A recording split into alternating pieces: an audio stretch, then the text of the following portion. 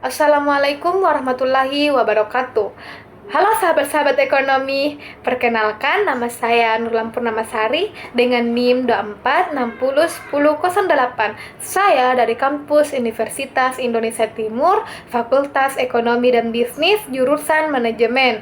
Nah, di sini saya buat video ini untuk menjelaskan tentang pasar monopoli. Nah, kita akan masuk dulu dari pendahuluan, apakah itu pasar monopoli. Nah, pasar monopoli itu merupakan fondasi utama dalam sistem ekonomi modern yang tempat bertemunya kekuatan permintaan dan juga penawaran. Nah, untuk membentuk harga dan alokasi sumber daya ini dalam studi ekonomi mikro dikenal sebagai struktur pasar yang mencerminkan tingkat persaingan antara produsen. Nah, salah satu struktur pasar yang sangat kita signifikan dan sering menjadi sorotan adalah pasar monopoli. Pasar monopoli ini didefinisikan sebagai kondisi pasar di mana hanya ada satu penjual atau produsen yang menguasai seluruh pasokan suatu barang atau jasa tanpa barang pengganti dekat atau substitusi.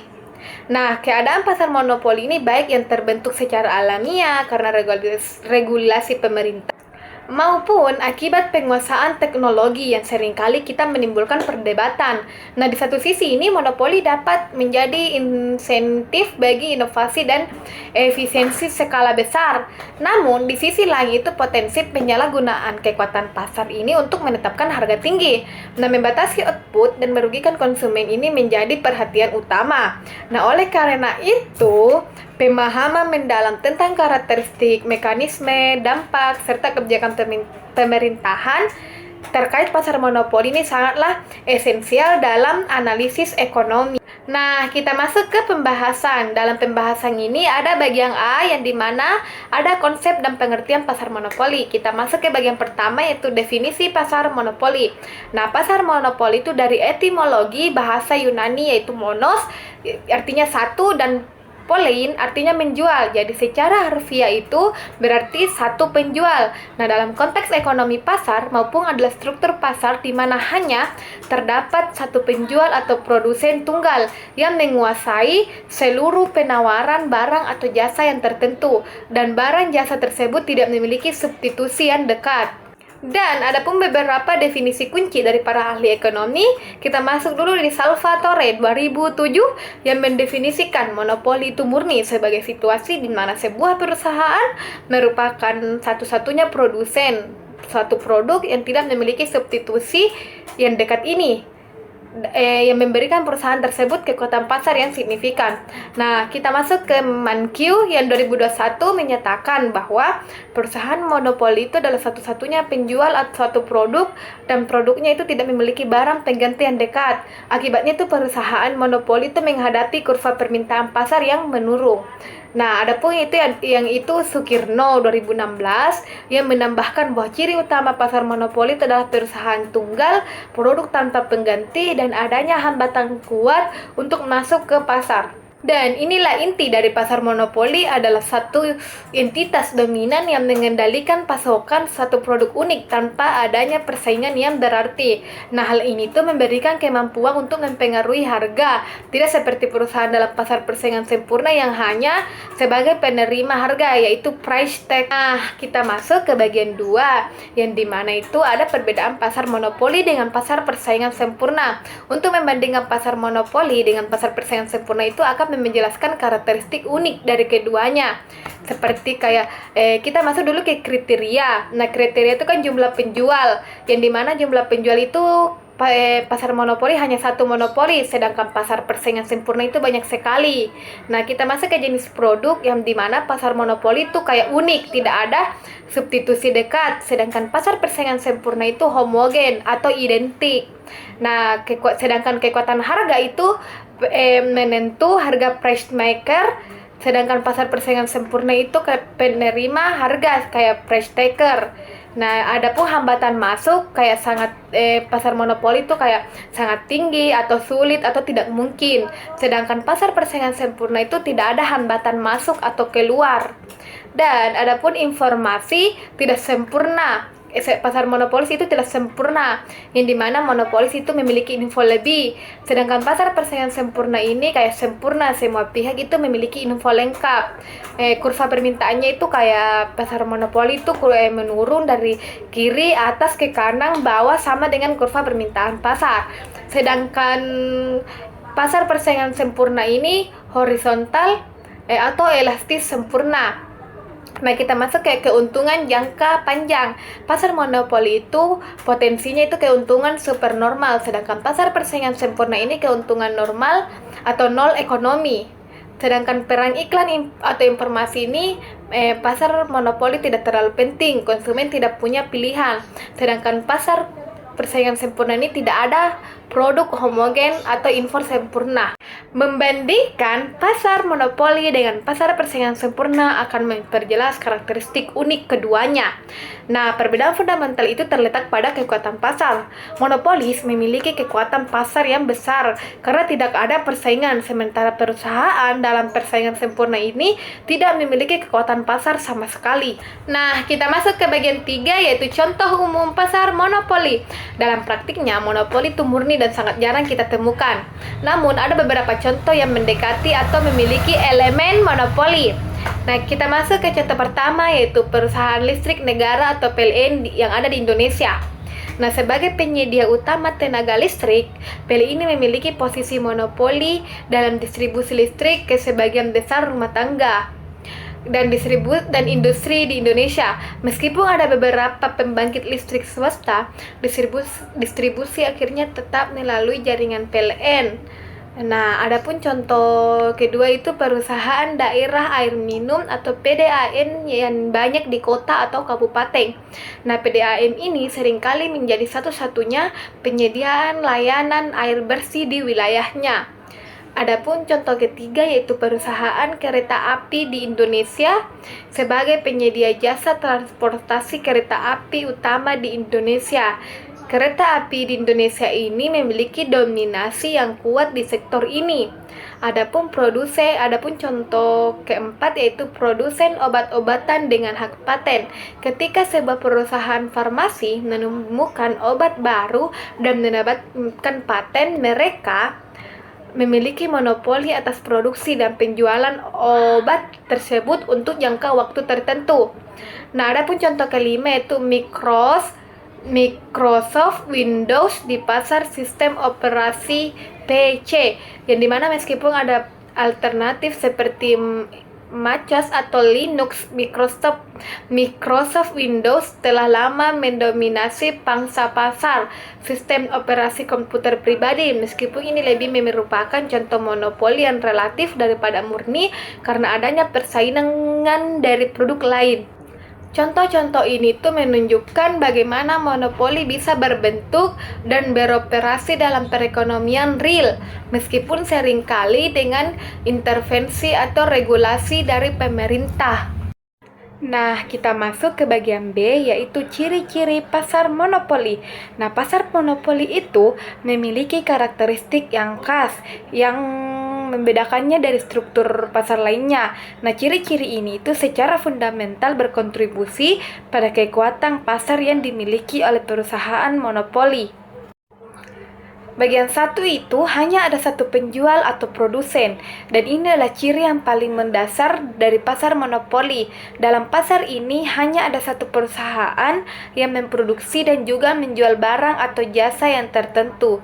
Artinya seluruh penawaran di pasar itu dikuasai oleh satu entitas tunggal, dan konsumen tidak memiliki pilihan lain untuk mendapatkan produk tersebut dari perusahaan lain.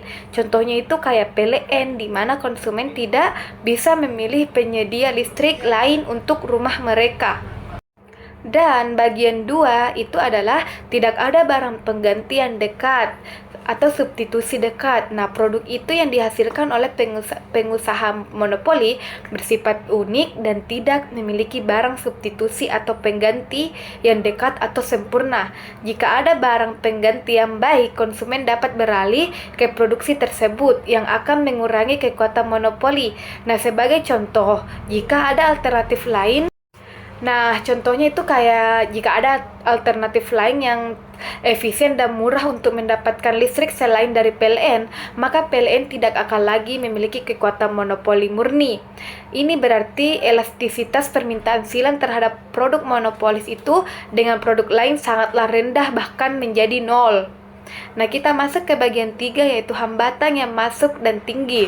Adanya hambatan yang sangat kuat dan efektif untuk mencegah perusahaan lain masuk dan bersaing di pasar adalah ciri krusial. Hambatan ini tuh bisa berbagai berbentuk skala ekonomi. Skala ekonomi itu kayak industri tertentu mungkin memiliki skala ekonomi yang sedemikian besar sehingga biaya rata-rata produksi itu terus-menerus seiring dengan peningkatan output, dan perusahaan yang sudah ada itu kayak monopolis dapat memproduksi pada skala yang sangat besar dengan biaya per unit yang jauh lebih rendah daripada perusahaan baru yang harus dimulai dari skala kecil. Ini membuat sulit bagi pendatang baru untuk bersaing secara harga. Adapun kepemilikan sumber daya kunci, yang dimana perusahaan monopoli itu mungkin menguasai seluruh atau sebagian besar pasokan bahan baku atau sumber daya penting yang dibutuhkan untuk memproduksi barang tersebut. Misalnya itu kayak sebuah perusahaan yang menguasai tambahan berlian terbesar di dunia. Adapun kayak hak paten dan hak cipta, yang dimana pemerintah itu memberikan hak eksklusif kepada penemu atau pencipta untuk memproduksi dan menjual produk atau karya selama jangka waktu tertentu, misalnya kayak 20 tahun. Nah, ini tuh mendorong inovasi karena perusahaan dijamin dapat menuai keuntungan dari investasinya dalam penelitian dan juga pengembangan.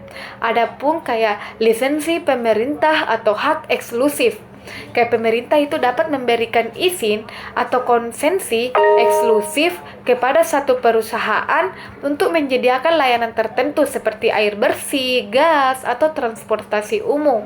Nah, hal ini tuh kan bisa menjadi pada industri yang dianggap sebagai utilitas publik ya. Dan juga ada modal yang sangat besar. Nah, beberapa industri itu membutuhkan investasi modal, kayak modal awal yang sangat besar untuk membangun yang namanya infrastruktur atau fasilitas produk.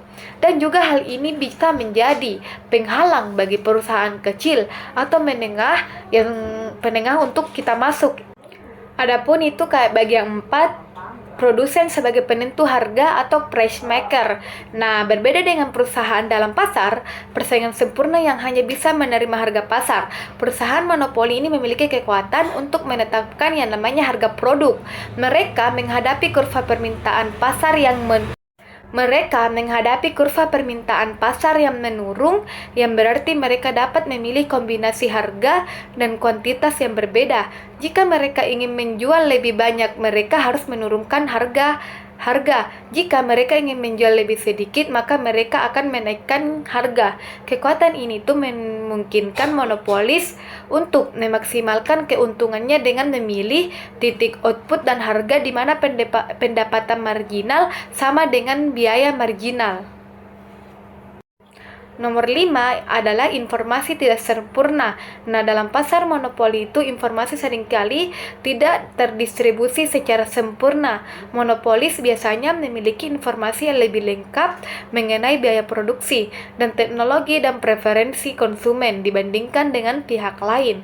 Hal ini dapat menjadi salah satu sumber kekuatan pasarnya dan memungkinkan mereka untuk membuat keputusan yang menguntungkan diri sendiri. Konsumen mungkin tidak memiliki informasi lengkap tentang semua pilihan jika ada, atau biaya produksi sebenarnya dari monopolis. Kelima ciri ini secara kolektif menciptakan lingkungan di mana satu perusahaan mendominasi pasar sepenuhnya dan juga memberikan dampak signifikan pada harga, kuantitas, dan kesejahteraan konsumen.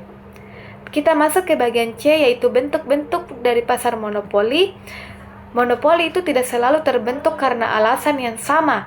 Ada beberapa bentuk monopoli yang diklasifikasikan berdasarkan penyebab atau asal-usulnya. Pertama, monopoli alamiah atau natural monopoly. Monopoli alamiah ini terjadi ketika sebuah perusahaan dapat menyediakan barang atau jasa ke seluruh pasar dengan biaya yang lebih rendah daripada jika ada dua atau lebih perusahaan. Ini sering terjadi pada pada industri dengan skala ekonomi yang sangat signifikan, di mana biaya rata-rata produksi itu terus menurun seiring dengan peningkatan output. Infrastruktur yang dibutuhkan untuk menyediakan layanan ini seperti jaringan, pipa air, kabel listrik, atau rel kereta api yang memerlukan investasi yang sangat besar dan akan sangat tidak efisien jika tidak banyak perusahaan yang membangun infrastruktur paralel. Contohnya itu kayak penyedia listrik, air, dan gas, yang dimana pembangunan jaringan pipa dan kabel itu rumit dan mahal, akan sangat boros jika duplikasi oleh beberapa perusahaan. Nah, oleh karena itu lebih efisien jika satu perusahaan mengolah seluruh jaringan di suatu wilayah. Nah, adapun kayak transportasi kereta api, membangun rel dan infrastruktur stasiun memerlukan biaya besar, sehingga lebih efisien jika dikelola oleh satu entitas. Nah, yang kedua itu monopoli legal atau pemerintah. Monopoli jenis ini itu muncul karena adanya intervensi atau regulasi dari pemerintah. Pemerintah memberikan eksklusif kepada satu perusahaan untuk memproduksi atau menjual barang atau jasa tertentu.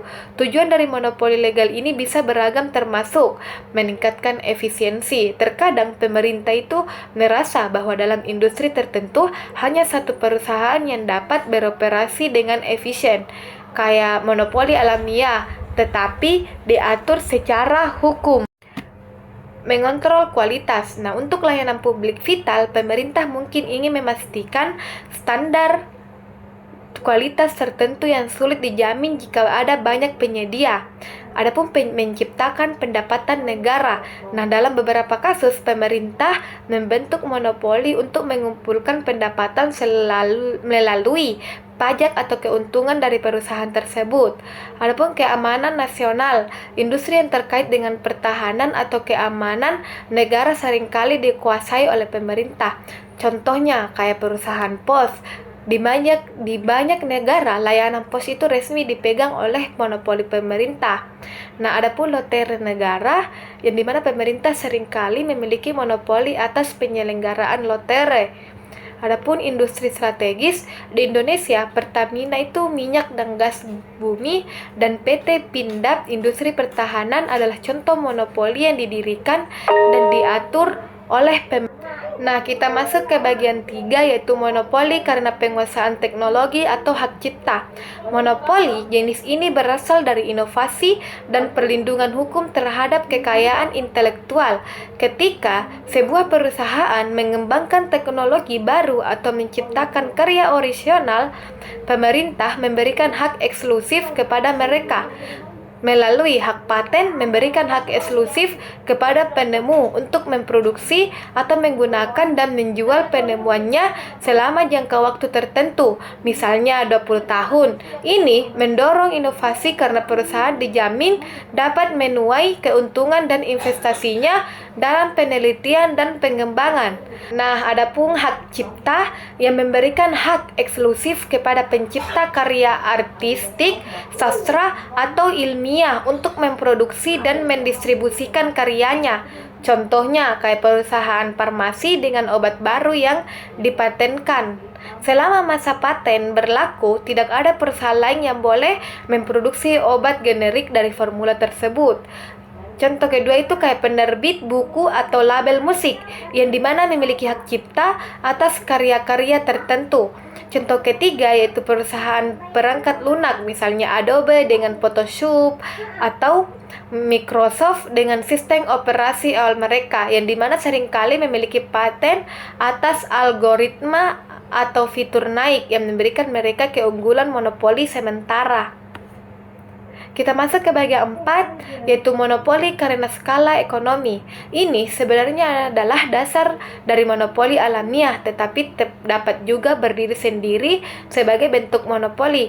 Monopoli ini terjadi ketika satu perusahaan dapat memproduksi output total pasar pada biaya per unit yang lebih rendah daripada 2 atau lebih perusahaan. Artinya, seiring dengan peningkatan skala produksi, biaya rata-rata jangka panjang ini perusahaan terus menurun secara signifikan. Hal ini tuh menciptakan hambatan masuk yang tinggi karena perusahaan baru yang ingin masuk ke pasar akan menghadapi biaya per unit yang jauh lebih tinggi jika harus memulai dari skala kecil. Contohnya kayak industri baja atau semen dengan pabrik yang sangat besar. Kayak biaya tetap itu untuk membangun pabrik sangat tinggi, sehingga untuk mencapai biaya per unit yang rendah, produksi harus dalam jumlah yang sangat besar. Contoh kedua adalah jaringan telekomunikasi awal. Biaya pemasangan infrastruktur menara BTS atau kabel serat optik sangat besar, sehingga perusahaan yang pertama itu membangun cenderung menjadi dominan. Nah, pemahaman tentang berbagai bentuk monopoli ini penting karena setiap jenis memiliki implikasi kebijakan yang berbeda. Pemerintah mungkin perlu mengatur monopoli alamiah yang memberikan perlindungan bagi monopoli teknologi untuk mendorong inovasi, atau bahkan membubarkan monopoli yang berbentuk melalui praktik-praktik anti persaingan. Kita masuk ke bagian D, yaitu penentuan harga dan output dalam pasar monopoli. Dalam pasar monopoli itu perusahaan memiliki kekuatan untuk mempengaruhi harga dan kuantitas output. Tidak seperti pasar persaingan sempurna, di mana perusahaan adalah penerima harga, monopolis adalah penentu harga atau price maker. Keputusan penentuan harga dan output itu oleh monopolis bertujuan untuk memaksimalkan keuntungan. Kita masuk ke bagian 1, yaitu kurva permintaan dan pendapatan monopoli. Kita masuk ke bagian 1, yaitu kurva permintaan dan pendapatan monopoli. Kurva permintaan pasar itu karena monopolis adalah satu-satunya penjual di pasar. Kurva permintaan yang dihadapinya itu adalah kurva permintaan pasar secara keseluruhan. Kurva ini memiliki kemiringan negatif, menurun dari kiri atas ke kanan bawah. Artinya jika monopoli ingin menjual lebih banyak produk, ia harus menurunkan harganya. Sebaliknya, jika ia menaikkan harga, ia akan menjual lebih banyak sedikit produk. Pendapatan total atau TR itu adalah total penerima dari penjual produk, dihitung dengan rumus TR sama dengan P kali Q, yaitu harga dikalikan dengan kuantitas. Nah, pendapatan rata-rata atau AR itu adalah pendapatan per unit produk yang dijual, dihitung dengan rumus AR sama dengan TR atau Q, karena TR sama dengan P kali Q, maka AR sama dengan P kali Q sama dengan P. Jadi kurva pendapatan rata-rata itu monopolis identik dengan kurva permintaan pasar. Dalam pasar monopoli ini perusahaan adalah satu-satunya penjual yang menghadapi seluruh kurva permintaan pasar. Ini berarti kurva permintaan yang dihadapi oleh monopoli adalah kurva permintaan pasar yang menurun. Karena monopolis harus menurunkan harga untuk menjual lebih banyak unit. Pendapatan marginal mereka selalu lebih rendah dari harga. Permintaan atau D itu kurva ini menunjukkan hubungan antara harga P dan kuantitas yang diminta Q. Untuk monopolis ini adalah kurva permintaan pasar yang miring ke bawah, yang berarti bahwa untuk menjual lebih banyak monopolis harus menurunkan harga. Sedangkan kurva pendapatan marginal atau MR, kurva ini menunjukkan perubahan dalam total pendapatan yang dihasilkan dari penjualan satu unit tambahan.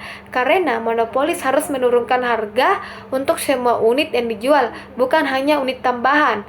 Untuk menjual lebih banyak kurva MR selalu berada di bawah kurva permintaan, yang dimana rumus-rumus ini total pendapatan TR adalah total pendapatan yang diterima perusahaan dari penjualan barang atau jasa. Rumusnya itu TR sama dengan P kali Q. Keterangannya TR itu sama dengan total pendapatan, P sama dengan harga per unit, Q adalah kuantitas yang terjual. Sedangkan pendapatan rata-rata atau AR itu pendapatan per unit yang terjual. Dalam monopoli, pendapatan rata-rata sama dengan harga, sehingga kurva AR sama dengan kurva permintaan. Rumus AR TR atau Q atau AR sama dengan P. Keterangannya itu AR sama dengan pendapatan rata-rata. Pendapatan marginal atau MR itu perubahan total pendapatan yang dihasilkan dari penjualan satu unit tambahan. Rumusnya itu MR sama dengan seperti ini. Seperti ini ya, teman-teman, Pak, seperti ini. Keterangannya seperti ini juga.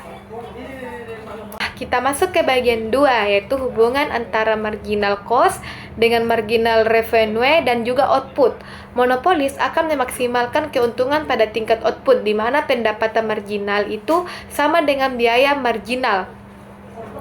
Nah, jika MR lebih besar dari MC, monopolis dapat meningkatkan keuntungan dengan memproduksi lebih banyak unit, karena pendapatan tambahan dari unit tersebut lebih besar daripada biaya tambahan untuk memproduksinya.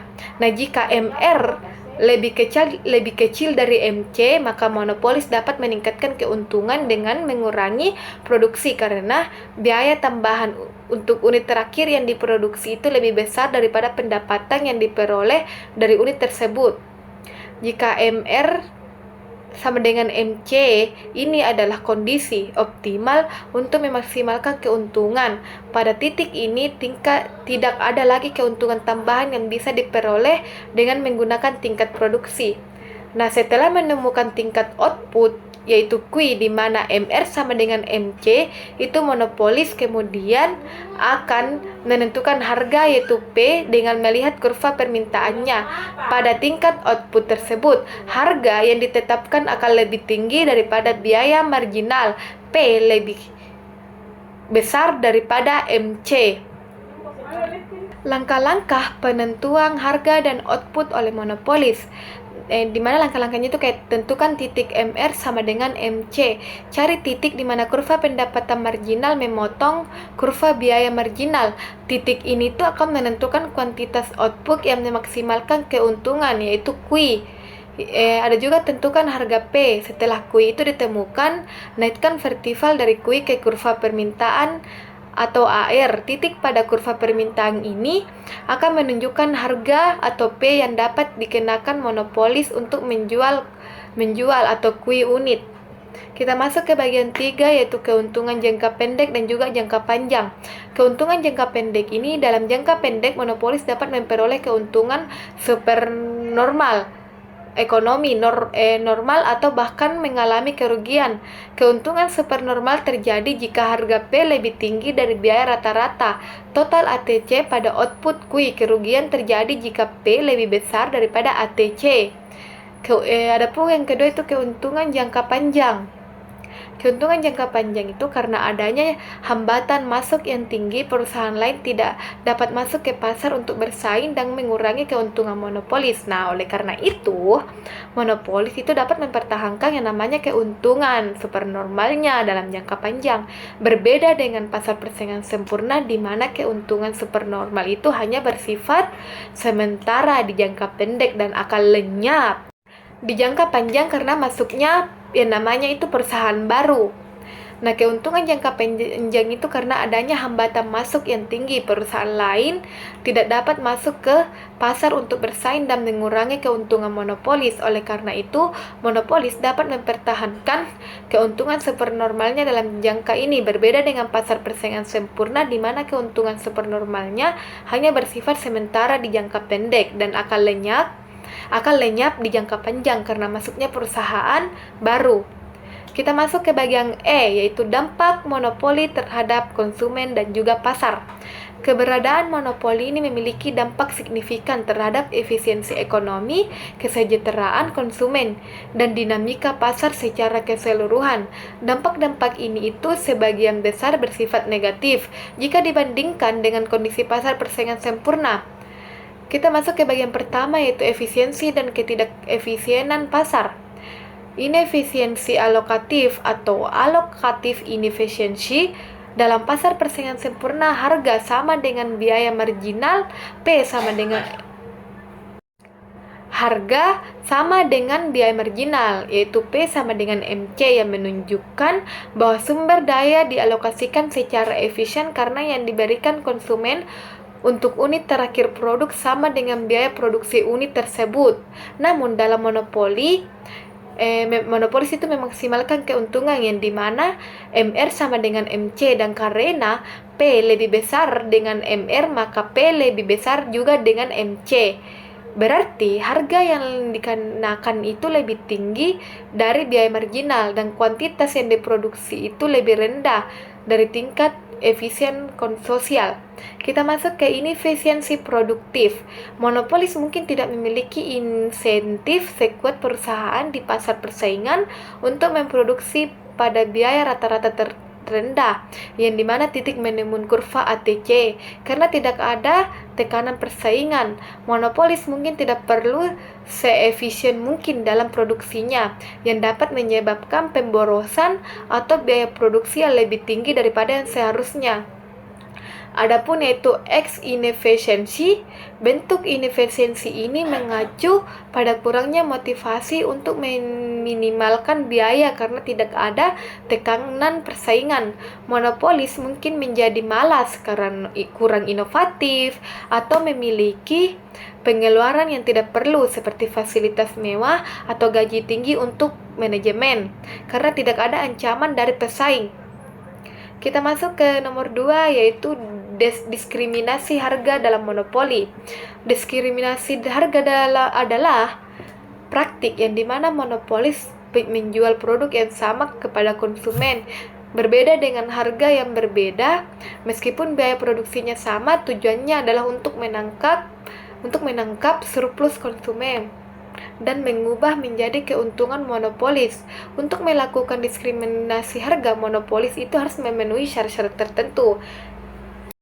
Nah, syarat-syaratnya itu kayak memiliki kekuatan pasar, kayak monopoli, mampu memisahkan pasar, segmentasi konsumen, bisa mengidentifikasi kelompok konsumen yang berbeda dengan elastisitas permintaan yang berbeda, mampu mencegah penjualan kembali atau resell, mencegah konsumen yang membeli dengan harga rendah, menjual kembali ke konsumen yang dikenakan harga tinggi.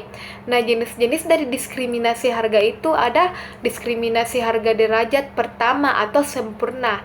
Monopolis mengenakan yang berbeda kepada setiap konsumen untuk setiap unit yang terjual sesuai dengan kesediaan bayar maksimum masing-masing konsumen ini. Ini jarang terjadi di dunia nyata karena yang membutuhkan informasi sempurna itu tentang preferensi setiap konsumen. Adapun jenis-jenis kedua itu diskriminasi harga derajat kedua. Monopolis mengenakan harga yang berbeda berdasarkan jumlah kuantitas barang yang dibeli, misalnya diskon untuk pembelian dalam jumlah besar. Jenis-jenis ketiga itu diskriminasi harga derajat ketiga.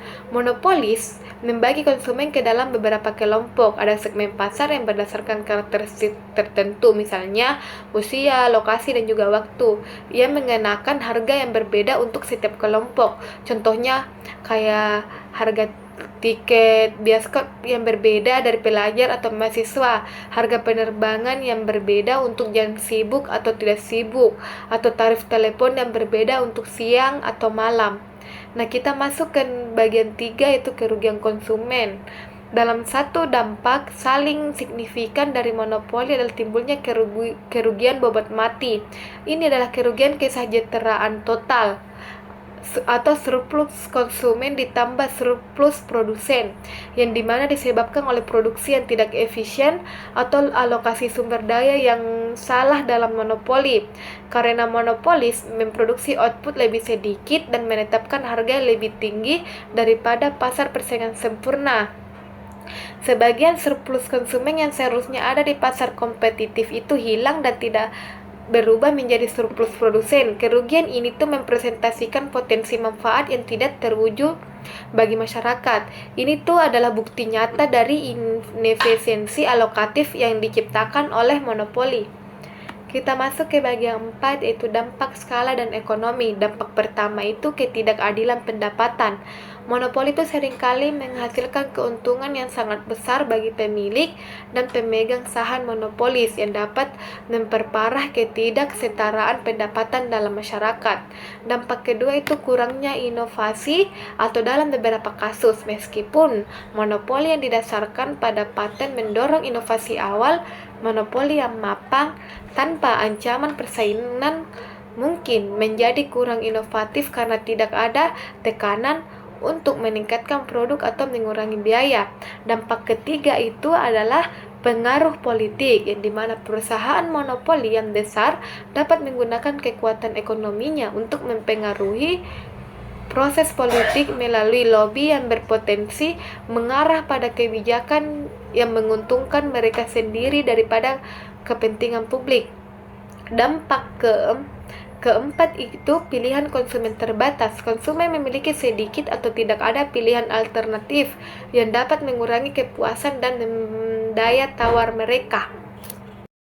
Secara keseluruhan, meskipun ada beberapa argumen yang mendukung monopoli, terutama monopoli alamiah dalam konteks efisiensi skala, dampak negatifnya itu terhadap efisiensi dan kesejahteraan konsumen seringkali menjadi perhatian utama yang membenarkan intervensi pemerintah untuk mengatur atau mengendalikan kekuatan monopoli. Kita masuk ke bagian F, yaitu kebijakan pemerintah terhadap monopoli. Mengingat dampak negatif potensial dari monopoli, pemerintah seringkali mengambil tindakan untuk mengregulasi atau mengendalikan kekuatan pasar monopoli demi kepentingan publik. Nah, kebijakan ini tuh bertujuan untuk meningkatkan efisiensi yang melindungi konsumen dan juga mendorong persaingan yang sehat. Kita masuk ke bagian 1, yaitu regulasi pengawasan. Pemerintah dapat menerapkan berbagai bentuk regulasi untuk mengendalikan perilaku monopolis, terutama pada monopoli alamiah atau industri utilitas publik. Kita masuk ke regulasi pertama, yaitu regulasi harga. Pemerintah dapat menetapkan batas harga price ceiling yang boleh dikenakan oleh monopolis. Tujuannya adalah untuk menurunkan harga. Kita masuk ke regulasi pertama, yaitu regulasi harga. Pemerintah dapat menetapkan batas harga, yaitu price ceiling, yang boleh dikenakan oleh monopolis. Tujuannya itu untuk menurunkan harga monopoli yang tinggi ke tingkat yang lebih mendekati harga kompetitif. Ada beberapa pendekatan. Nah, regulasi kedua itu regulasi harga. Pada P sama dengan MC, itu biaya marginal. Ini akan mencapai efisiensi alokatif yang sama dengan pasar persaingan sempurna. Adapun regulasi ketiga itu regulasi harga pada P sama dengan ATC, yaitu biaya rata-rata total. Ini tuh memungkinkan monopolis untuk mencapai keuntungan normal, nol keuntungan ekonomi, mencegah kerugian dan juga tetap berkooperasi. Adapun regulasi keempat yaitu rate of return regulation. Pemerintah menetapkan harga yang memungkinkan monopolis mendapatkan tingkat pengembalian investasi yang wajar.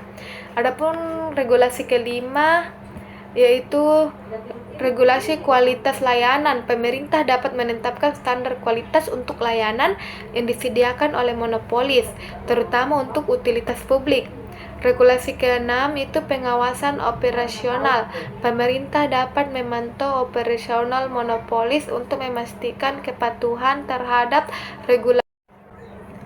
regulasi dan mencegah praktik-praktik anti persaingan. Kita masuk ke bagian 2, yaitu antitrust law atau hukum anti monopoli. Hukum antitrust atau hukum persaingan usaha itu adalah serangkaian undang-undang dan peraturan yang dirancang untuk mencegah pembentukan monopoli melalui praktik-praktik anti persaingan yang dimana memecah monopoli yang ada dan melarang kolusi antar perusahaan. Pencegahan monopoli itu hukum antitrust melarang merger dan akuisisi yang secara signifikan mengurangi persaingan di pasar. Pembubaran monopoli dalam kasus ekstrim. Pemerintah dapat memerintahkan pembubaran perusahaan monopoli yang dianggap telah menyalahgunakan posisi dominannya, misalnya pembubaran Standard Oil di AS, atau pelanggaran perilaku antikompetitif. Hukum ini melarang praktik-praktik seperti penetapan harga predator yang menurunkan harga di bawah biaya untuk mengusir pesaing, kartel kolusi antar perusahaan untuk menaikkan harga, atau membatasi output, atau praktik yang mengikat atau memaksa pelanggan membeli produk lain sebagai syarat pembelian produk tertentu. Di Indonesia, lembaga yang bertanggung jawab atas penegakan hukum anti monopoli dalam Komisi Pengawas Persaingan Usaha. Nah, kita masuk ke bagian 3, yaitu nasionalisasi atau intervensi pemerintah. Dalam beberapa kasus, terutama untuk industri strategis atau yang dianggap sebagai utilitas baik esensial, pemerintah dapat memilih untuk menasionalisasi industri tersebut. Artinya, pemerintah mengambil alih kepemilikan dan pengelolaan perusahaan monopoli. Nah, nasionalisasi, pemerintah menjadi pemilik tunggal dan mengelola perusahaan dengan tujuan untuk memastikan penyediaan layanan yang adil dan merata, serta mencegah eksploitasi oleh pihak swasta. Contohnya itu kayak PLN atau PT KAI di Indonesia merupakan BUMN. Adapun kayak pemilikan publik, meskipun tidak sepenuhnya nasionalisasi, pemerintah dapat memiliki saham mayoritas atau mengendalikan dewan direksi perusahaan monopoli untuk memastikan kebijakan perusahaan selaras dengan kepentingan publik. Intervensi pemerintah ini menunjukkan bahwa monopoli bukanlah masalah yang sederhana yang membutuhkan pendekatan yang beragam, tergantung pada sifat industri penyebab monopoli dan tujuan kebijakan yang ingin dicapai. Tujuannya selalu untuk menyeimbangkan efisiensi ekonomi dengan kesediaan sosial dan perlindungan konsumen. Nah, kita masuk ke bagian G, yaitu studi kasus atau contoh nyata dari monopoli. Meskipun monopoli itu murni sangat jarang, ada banyak contoh di mana perusahaan atau entitas memiliki kekuatan pasar dominan dan bertindak seperti monopoli dalam segmen pasar tertentu. Kayak nomor 1, contoh perusahaan monopoli di Indonesia seperti PLN dan PDAM. PT Perusahaan Listrik Negara atau PLN itu di deskripsi. PLN adalah badan usaha milik negara yang bertanggung jawab atas penyediaan listrik di seluruh Indonesia. Sifat monopolinya itu adalah contoh klasik monopoli alamiah karena investasi infrastruktur, pembangkit listrik, jaringan transmisi dan distribusi sangat besar dan tidak efisien jika diduplikasi. Selain itu, statusnya juga sebagai monopoli legal atau pemerintah karena diberi hak eksklusif oleh undang-undang untuk menyelenggarakan usaha penyediaan tenaga listrik untuk kepentingan umum. Dampaknya itu kayak memastikan kesediaan listrik yang merata di seluruh wilayah, tetapi seringkali dikritik terkait efisiensi operasional, kualitas layanan di beberapa daerah, dan penentuan tarif yang kadang tidak fleksibel. Pemerintah mengatur tarif listrik PLN itu untuk mencegah eksploitasi dan memastikan keterjangkauan. Adapun contoh kedua itu perusahaan daerah air minum atau PDAM. Dideskripsikan, PDAM itu adalah perusahaan milik pemerintah daerah yang menyediakan layanan air bersih di kota atau kabupaten masing-masing. Sifat monopolinya itu mirip dengan PLN. PDAM ini adalah monopoli alamiah karena membangun dan memelihara infrastruktur jaringan pipa air yang sangat mahal dan tidak efisien jika dilakukan oleh banyak perusahaan. Mereka juga seringkali merupakan monopoli legal karena diberi izin eksklusif oleh pemerintah daerah. Dampaknya itu kayak memastikan akses air bersih bagi masyarakat, namun tantangannya itu meliputi kualitas air, tekanan air, cakupan layanan, dan tingkat kebocoran jaringan yang bisa mempengaruhi efisiensi dan profitabilitas. Kita masuk ke nomor 2, itu contoh monopoli global seperti Microsoft. Sebelumnya ada persaing kuat. Microsoft itu adalah Microsoft Corporation atau sistem operasi Windows yang dimana dideskripsikan pada era 1990-an hingga awal 2000-an. Microsoft Windows itu mendominasi pasar sistem operasi untuk komputer pribadi dengan pangsa pasar yang sangat besar, lebih dari 90%. Sifat monopolinya itu adalah memiliki contoh yang terbentuk karena penguasaan teknologi kayak hak cipta dan paten, serta efek jaringan. Semakin banyak orang menggunakan Windows, semakin banyak perangkat lunak yang kompatibel yang dikembangkan untuk Windows, dan semakin banyak pengguna yang tertarik pada Windows yang menciptakan siklus penguatan diri. Dampaknya itu ada dampak positif, yang dimana standarisasi sistem operasi yang memfasilitasi pengembangan perangkat lunak dan kompatibilitas antara perangkat. Inovasi awal Microsoft itu juga sangat signifikan. Nah, dampak negatifnya itu kayak Microsoft dituduh menyalahgunakan posisinya untuk menekan pesaing, misalnya bundling Internet Explorer dengan Windows yang membatasi inovasi di pasar perangkat lunak lain dan mengenakan harga yang relatif tinggi. Hal itu menyebabkan kasus hukum antitrust besar dari AS dan Uni Eropa. Perkembangan saat ini tuh, meskipun Windows masih dominan posisinya itu tidak lagi monopoli murni seperti dulu. Munculnya alternatif kuat seperti MacOS, Linux, serta penggeseran ke perangkat mobile, smartphone atau tablet dengan sistem operasi seperti Android dan iOS telah mengurangi kekuatan monopoli Microsoft di pasar OS secara keseluruhan, dan ini juga menunjukkan bahwa monopoli yang didasarkan pada teknologi dapat terkikis oleh inovasi persaingan baru. Studi kasus ini tuh menggarisbawahi bahwa monopoli dapat berbentuk melalui berbagai mekanisme dan memiliki implikasi yang kompleks, baik positif, efisiensi dalam kasus monopoli alamiah, maupun negatif, potensi menyalahgunakan kekuatan pasar. Hal ini tuh mendorong pemerintah untuk terus memantau dan meregulasi pasar untuk memastikan persaingan yang sehat dan melindungi konsumen. Nah, kita masuk ke kesimpulan. Pasar monopoli itu adalah struktur pasar di mana hanya satu penjual yang produsen tunggal yang menguasai seluruh penawaran suatu barang atau jasa yang dimiliki distribusi, yang dimiliki substitusi. Dan terdapat hambatan tinggi bagi perusahaan lain untuk